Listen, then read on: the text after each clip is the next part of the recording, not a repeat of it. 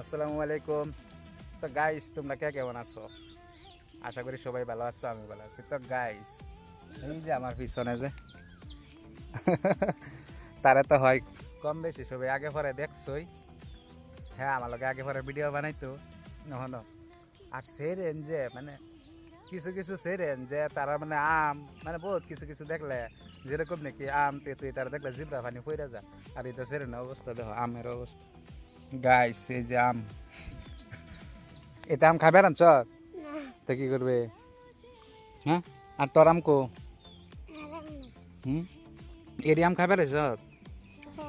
ফালাই দিই, ফালাই দিই।